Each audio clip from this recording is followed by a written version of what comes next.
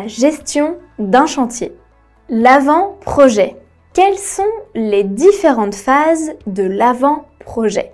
L'avant-projet est donc une prestation qui intervient après le premier rendez-vous, au cours duquel le décorateur discute avec son client de ses attentes et de l'évaluation du potentiel des lieux. Cette phase du projet vous permet d'avoir une idée de la liste des travaux à effectuer, de leur coût et du rendu final. Tout d'abord, il faut faire le relevé sommaire des lieux. Cette phase de l'étude avant-projet consiste à relever les mesures des pièces dans leur état avant les travaux. En général, dans un souci d'efficacité et afin de ne pas perdre du temps, le relevé de côtes est fait lors de la première visite. Ces côtes permettent au décorateur de réfléchir aux aménagements à effectuer et à l'espace dont il dispose. Le décorateur peut être amené à établir un plan en 2D de l'existant pour avoir une idée des différentes possibilités. Il peut aussi être amené à faire des croquis schématiques pour concrétiser ses idées. Ensuite, il y a la proposition d'aménagement. Le décorateur d'intérieur propose donc un plan d'aménagement en tenant compte des envies, des besoins, du budget et du potentiel des pièces à décorer. Les plans d'aménagement sont cotés et incluent, si nécessaire, un plan électrique. Le décorateur propose alors divers croquis colorés pour donner une idée du rendu final. Il peut aussi proposer un plan 3D de chaque pièce pour donner une vue d'ensemble des résultats après les travaux. Puis, il y a les conseils qui font partie intégrante du projet. Le décorateur d'intérieur donne des avis argumentés concernant les matériaux à utiliser. Il peut offrir le choix entre divers matériaux et expliquer les avantages et les inconvénients de chacun. C'est aussi durant la phase d'étude avant-projet qu'il faut discuter du mobilier à mettre en place. Le décorateur donne son avis sur la question en tenant compte du style, de l'effet recherché par le client et surtout de la faisabilité. Ces conseils permettent d'éviter les fautes de goût et l'effet surchargé. Le décorateur met à profit ses connaissances pour orienter le choix sur l'éclairage de chaque pièce, car bien évidemment, l'éclairage est primordial pour apporter de l'ambiance dans chaque pièce. Et enfin, la description des travaux et le devis. Le décorateur explique sommairement les travaux effectués sur la base des plans d'aménagement établis et des croquis. Notez que le descriptif des travaux peut être effectué par lot. Par exemple, le lot maçonnerie, le lot plomberie, le lot menuiserie. Sachez que certains décorateurs d'intérieur ne sont pas maîtres d'œuvre et que le client aura ainsi la liberté d'engager les professionnels de votre choix pour la réalisation des travaux. Ils peuvent cependant assurer le suivi du chantier. La troisième phase du projet, correspondant aux travaux proprement dits, commence seulement après l'acceptation des devis proposés et la signature des contrats avec les différents intervenants. Le décorateur d'intérieur ne doit pas être confondu avec l'architecte décorateur d'intérieur. L'architecte d'intérieur structure l'espace en supprimant, si nécessaire, des cloisons, en agrandissant certaines pièces pour les rendre plus conviviales ou encore en planifiant une extension ou une véranda. Il assure généralement le suivi des travaux et leur réception. Le déroulement d'un chantier. La gestion d'un projet de décoration comprend de nombreuses phases avec différents intervenants qu'il faudra gérer et dont la qualité des prestations devra être suivie et vérifiée. La coordination et le suivi de chantier représentent une tâche lourde et très technique devant laquelle de nombreux propriétaires peuvent se sentir démunis car inexpérimentés ou tout simplement trop loin. N'oublie pas de t'abonner à notre chaîne pour ne manquer aucune de nos prochaines vidéos. Et surtout, pense à liker si le contenu te plaît.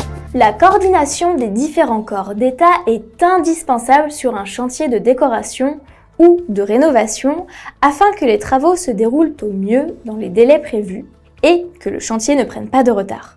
Le décorateur établit un planning prévisionnel de chantier en coordination avec les entreprises retenues le cas échéant et en tenant compte de certains aléas.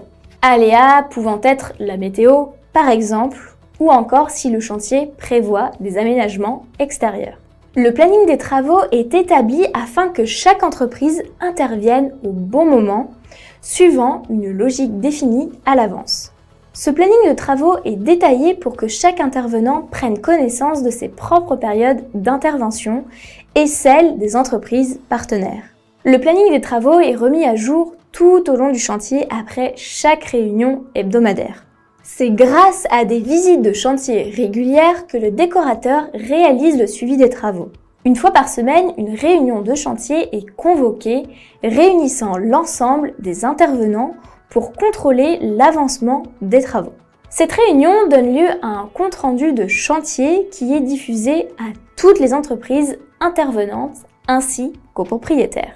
Le client est donc informé du bon déroulement du chantier. Au-delà du suivi de travaux, il faut aussi assurer le contrôle des facturations des entreprises en fonction de l'avancement du chantier de rénovation. Pour un chantier de rénovation, il est nécessaire de contrôler les assurances professionnelles de chacun des corps d'État retenus. On pense notamment à l'assurance RC, responsabilité civile, et l'assurance biennale ou décennale. La fin du chantier. C'est l'ultime étape d'un chantier de rénovation. La réception des travaux marque la fin de chantier et le point de départ des garanties liées à l'ouvrage. 1 année pour la garantie de parfait achèvement, 2 ans pour la garantie biennale et 10 ans pour la garantie décennale. Ce rendez-vous se déroule sous la forme d'une visite détaillée du chantier pour contrôler l'achèvement des travaux, vérifier leur bonne exécution et leur conformité au contrat. Et puis, consigner le tout sur un procès-verbal. Si vous êtes le maître d'ouvrage pour la réception du chantier, vous pouvez vous faire accompagner d'un autre professionnel, comme par exemple un architecte, avec qui vous aurez collaboré sur le chantier. Même si vous avez suivi le chantier de manière régulière et rigoureuse, de nombreuses questions sont à vous poser au moment de la réception des travaux. Ce n'est pas juste une simple formalité. Il faut prendre votre temps pour examiner la maison ou l'appartement et les locaux annexes de fond en comble. Vérifier la conformité des travaux. Pour réussir cette visite, n'oubliez pas de vous équiper pour l'occasion. En plus des notices descriptives, pensez à apporter de quoi prendre des notes et des photos, une lampe torche, un mètre et même votre chargeur de téléphone pour tester les prises électriques. Ça peut prêter à sourire, mais c'est du vécu. Le compte-rendu mentionne les éventuelles réserves avec des photos. Soyez extrêmement rigoureux en prenant avec vous le descriptif initial des travaux pour observer si tous ont été bien faits. Il est important de vous assurer qu'il n'y a pas de malfaçon, de défauts apparents et de non-conformité. Il sera nécessaire de le réaliser en double, puis de le faire dater et signer par les professionnels en charge des travaux. Si vous ne constatez aucun dysfonctionnement et aucun défaut, les travaux peuvent être acceptés. Il faut alors signer le procès-verbal de réception sans réserve et demander le règlement du solde de la facture. S'il y a des réserves, il faut solliciter auprès de vos interlocuteurs une date d'intervention pour régler chaque problème constaté. Dès que les interventions sont réalisées, faites alors établir un procès-verbal de constat de levée des réserves. La date de ce procès-verbal sera alors le point de départ des délais légaux des garanties pour les travaux réalisés liés aux réserves. Il y a plusieurs garanties qui se déclenchent à la réception des travaux de rénovation. La garantie de parfait achèvement. Elle permet au cours de la première année, après la réception des travaux, de faire corriger les défauts constatés. La garantie biennale ou de bon fonctionnement des équipements. Ce dispositif assure le remplacement ou la réparation des équipements défectueux en dehors du gros œuvre et ce pendant 2 ans. La garantie décennale. Elle couvre tous les dommages touchant au clos et au couvert, c'est-à-dire à l'étanchéité, à la solidité de la structure, à la toiture ou encore aux fenêtres. La garantie décennale concerne aussi tous les dommages qui rendraient le logement impropre à sa destination. Elle est valable pendant 10 ans à partir de la livraison du logement et se transmet aux acquéreurs successifs pendant tout le délai de la garantie.